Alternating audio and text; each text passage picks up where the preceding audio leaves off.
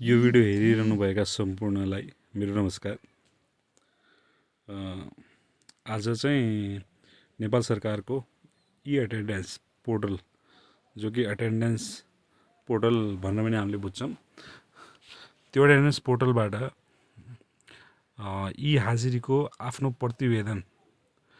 प्रतिवेदन कसरी डाउनलोड गर्ने भन्ने कुरामा चाहिँ हाम्रो धेरै सरहरू कन्फ्युज हुनुको कारणले गर्दा म चाहिँ हजुरलाई आज चाहिँ कसरी चाहिँ आफ्नो ई हाजिरको प्रतिवेदन डाउनलोड गर्छन्, रिपोर्ट डाउनलोड गर्छन्, कसरी प्रिन्ट गर्ने हो भन्ने कुरा चाहिँ देखाउन गइरहेको छु। यो चाहिँ मैले चाहिँ आफ्नो फोनबाट युज गरिरहेको छु। सेम प्रोसेस चाहिँ हजुरको पिसीबाट, कम्प्युटरबाट नै हुन्छ। म सुरुबाटै सुरु गर्छु, कसरी चाहिँ यो पोर्टल स्टार्ट हुन्छ, त्यसपछि चाहिँ म अरू चिज देखाउँछु हजुरलाई। सबभन्दा पहिला चाहिँ आफ्नो ब्राउजर खोल्नुहोस्, जुन ब्राउजर हजुरले युज गर्नुहुन्छ, चाहे क्रोम होस्, फायरफक्स, मोजिला, जे हुन्छ। सबैभन्दा पहिला चाहिँ हजुरले चाहिँ अब नेपाल सरकारको एटेन्डेन्स वेबसाइट खोल्नुहोस्। खोलिसकेपछि मेरो नेट चाहिँ स्लो छ, डाटाबाट मैले युज गरिरहेको छु। त्यसपछि चाहिँ आफ्नो जस्तै मेरो युजर आइडी मैले राखेँ, त्यस पश्चात चाहिँ यस्तो खुल्छ। यस्तो खुल्यो भने फोनमा भावनाले मेरो यस्तो देखिया छ, हजुरले देख्न सक्नुहुन्छ।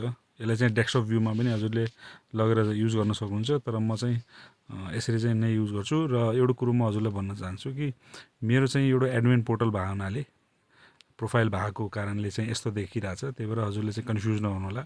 प्रायः यिनी जो अप्सनहरू छन्, यो बिचको तपाईँको यो अप्सन बाहेक लगभग हजुरको उसमा चाहिँ सबै नर्मल युजरहरूको उसमा चाहिँ सबै सेमै हो।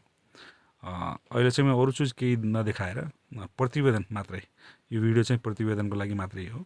त्यही भएर चाहिँ हजुरले चाहिँ यहाँनिर देख्न सक्नुहुन्छ ड्यासबोर्ड, दैनिक, मासिक, वार्षिक भन्न खोजेको छ। अब ड्यासबोर्ड भनेपछि हाम्रो ड्यासबोर्डै भएको। अब यसमा प्रतिवेदनमा चाहिँ हजुरले दिनको हिसाबले निकाल्ने हो कि मासिक रूपमा निकाल्ने हो कि वार्षिक रूपमा निकाल्ने हो, एकदम सिम्पल छ, धेरै अप्ठ्यारो छैन। अब यसमा के छ भन्दाखेरि दैनिक निकाल्न खोज्नुहुन्छ भने यहाँ दैनिकमा जानु पऱ्यो। दैनिक विवरण र निक्लिन्छ होइन। यसमा चाहिँ अनुपस्थिति विवरण, ढिलो आएको विवरण, छिटो गएको, होइन। अब यस्ता यस्ता कुराहरू छन्।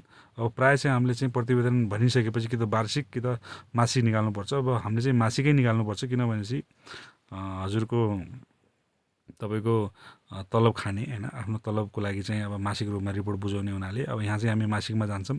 अब यहाँ चाहिँ दुईवटा देख्नुहुन्छ हजुरले, मासिक हाजिरी र मासिक हाजिरी विवरण। यसमा फरक के छ भन्दाखेरि मासिक हाजिरी विवरणमा चाहिँ जानुभयो भने हजुरले सिम्पल हजुरको हाजिरी मात्र देखिन्छ। जस्तै तपाईँको म हजुरलाई एकपल्ट डेस्कटप भ्यू गराएर देखाउँछु। यसरी यसरी देखिन्छ। अब हजुरको कस्तो छ भन्दाखेरि यसरी देखिन्छ।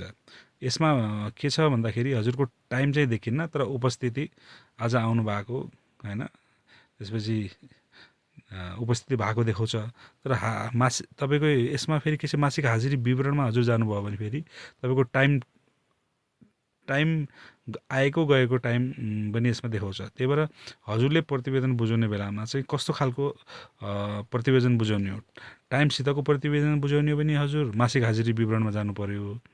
होइन भने हजुरले मासिक हाजिरीमा गएर यस्तो खालको आउँछ। अब यो मेरो चाहिँ एडमिन पोर्टल भएको कारणले गर्दा चाहिँ यहाँ चाहिँ धेरैको देखाउन सक्छ, तर प्रोसेस चाहिँ यही नै हो। अब यसमा यो आइसक्यो भने हजुरले गर्नु के पर्छ भन्दाखेरि जस्तै यहाँ सेटिङको एउटा बटन छ साइडमा, लेफ्ट साइडमा देख्न सक्नुहुन्छ यो। अब यहाँनिर चाहिँ अब यहाँ धेरै जस्तै धेरैको विवरण मेरो उसमा भएको कारणले गर्दा चाहिँ यहाँ चाहिँ मैले धेरैको राख्नुपर्छ। तर यहाँबाट पनि तपाईँले सिधै अब निकाल्न सक्नुहुन्छ। अब जस्तै अब शाखा कुन हो होइन, त्यो टाइप गर्ने। त्यसपछि तपाईँको जागिरको अवस्था, यस्ता विभिन्न विवरणहरू भरिसकेपछि हजुरले के गर्न सक्नुहुन्छ भन्दाखेरि प्रिन्ट आउट निकाल्न सक्नुहुन्छ। अब यसमा के छ भन्दाखेरि यस्तो गर्नुभयो भने ठ्याक्कै यहाँनिर चाहिँ के छ, छाप्नुहोस् भन्ने आउँछ है तलतिर। यहाँनिर छाप्नुहोस् भन्नेमा जानुभयो भने हजुरको अब यहाँनिर चाहिँ मेरो के छ भन्दाखेरि अब एडमिन प्रोफाइल हुनाले यतिका जनाको देखाएको छ, तर हजुरले चाहिँ प्रिन्ट आउट गर्न लाग्नुभयो भने हजुरको मात्रै देखाउँछ। अब यसमा मैले फिल्टर गरेर पनि आफ्नो प्रिन्ट गर्न सक्छु, तर त्यो प्रोसेस चाहिँ छुट्टै प्रोसेस हो होइन, त्यस भएर त्यसमा चाहिँ म जाँदैन। अब यस्तो आयो भने हजुरले लगभग के गर्न सक्नुहुन्छ भन्दाखेरि यहाँनिर यी छाप्नुहोस् भन्ने छ, एउटा रद्द गर्नुहोस् भन्ने छ, भनेपछि क्यान्सल गर्नुहोस्, निर्यात गर्नुहोस् भनेपछि यसलाई डाउनलोड गर्नुहोस् होइन, इम्पोर्ट गर्नुहोस् भन्नको लागि। यहाँनिर चाहिँ हजुर जानु पऱ्यो कहाँ भन्दाखेरि छाप्नुहोस् भन्नेमा। यो छाप्नुहोस् भन्नेमा जानुभयो भने यहाँ पनि तपाईँको के छ भन्दाखेरि दुईवटा देखाउँछ, एउटा रङ्गीन हजुरले प्रिन्ट गर्ने कि या ब्ल्याक एन्ड व्हाइट गर्ने। अब जस्तै मैले रङ्गीनमा प्रिन्ट गरेँ भनेपछि यस्तो खालको प्रतिवेदन हजुरलाई चाहिँ देखिन्छ होइन। अब यस्तो खालको देखिन्छ। अब यस्तो खालको देखियो भने हजुरले यहाँनिर चाहिँ अब के छ भने छाप्नुहोस्मा जानुभयो भने जस्तै रङ्गीनमा मैले छापेँ, अब कस्तो आउँछ ठ्याक्कै प्रिन्टको यसरी आउँछ यहाँनिर। अब मेरो प्रिन्टर कनेक्टेड छैन मेरो उसमा होइन, फोनमा। यहाँनिर ठ्याक्कै यहाँनिर चाहिँ तपाईँले गएर चाहिँ ठ्याक्क प्रिन्ट दिनुभयो भने हजुरको प्रिन्ट हुन जान्छ। यो चाहिँ हजुरको प्रोसेस हो। अब यसमा के छ भन्दाखेरि अगर हजुरलाई कन्फ्युजन यो लाग्छ भनेपछि फेरि पनि हजुरले मलाई चाहिँ कमेन्ट मार्फत इन्डिभिजुअलको देखाउनुहोस् भन्न पनि सक्नुहुन्छ। प्रिन्ट गर्ने हजुरको प्रतिवेदनको प्रोसेस नै यही नै हो। त्यही भएर अब यसलाई चाहिँ म क्यान्सल गर्छु। धन्यवाद यो भिडियो हेर्नको लागि। र यो भिडियो मन पराउनु भयो भने लाइक गर्नुहोला र यी हाजिरी सम्बन्धी अन्य विषयमा पनि हजुरलाई कन्फ्युजन हुन्छ भने कमेन्टमा छोडिदिनु होला भिडियोको तल। र अन्य भिडियो हेर्नको लागि चाहिँ यसलाई चाहिँ सब्सक्राइब गरेर चाहिँ च्यानललाई राखिदिनु होला। धन्यवाद।